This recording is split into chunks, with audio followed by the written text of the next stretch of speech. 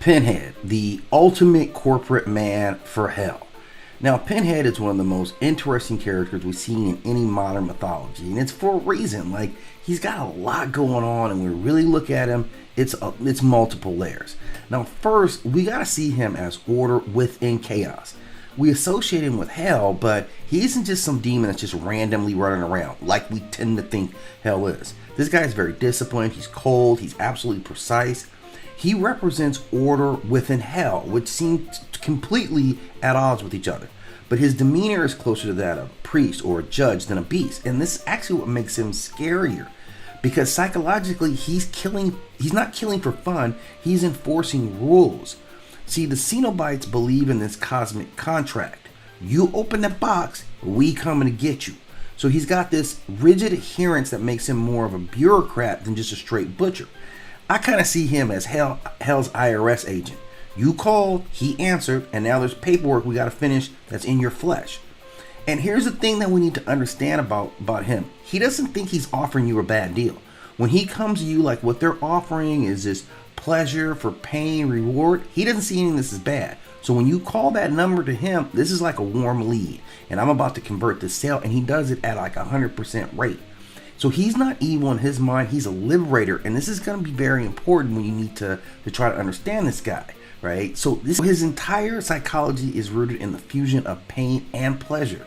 So to him, suffering is not punishment, it's actually transcendence. So that philosophy makes him more alien to human morality. So in psychological terms, he's a creature who has erased the boundary between eros, right, which is the pleasure life drive, and thanatos, which is the death drive. So he's the embodiment of this Freud's nightmare. He's an unchecked id who's wearing the mask of the superego. Now, he actually is very seductive when you think about how he rolls. He doesn't rush, he speaks in sermons, he moves with like this ceremony, because for him it's not cruelty, it's liturgy. To him, every soul is a ritual sacrifice in this cosmic religion. That calmness suggests that he believes he's offering something profound. He's not taking something away from you, he's giving you something. And that's the twist. He literally sees himself as a liberator, not as a monster.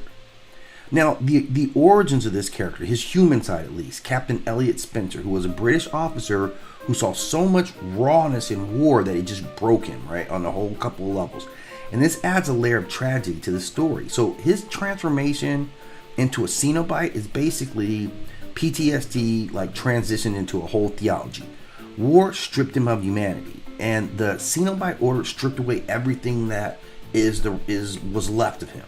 So this detachment, his calm cruelty, this comes from someone who's seen way too much human horror and just concluded that they don't deserve any mercy. They deserve this revelation, and that's what he believes. So why he resonates with audience is pretty simple, because he's different than everybody else. He's not a mindless slasher like Jason or Michael Myers. His horror is intellectual. He terrifies because he forces viewers to confront questions about their own desire, what they're tempted by, and what they'd be willing to sacrifice for this ultimate pleasure experience.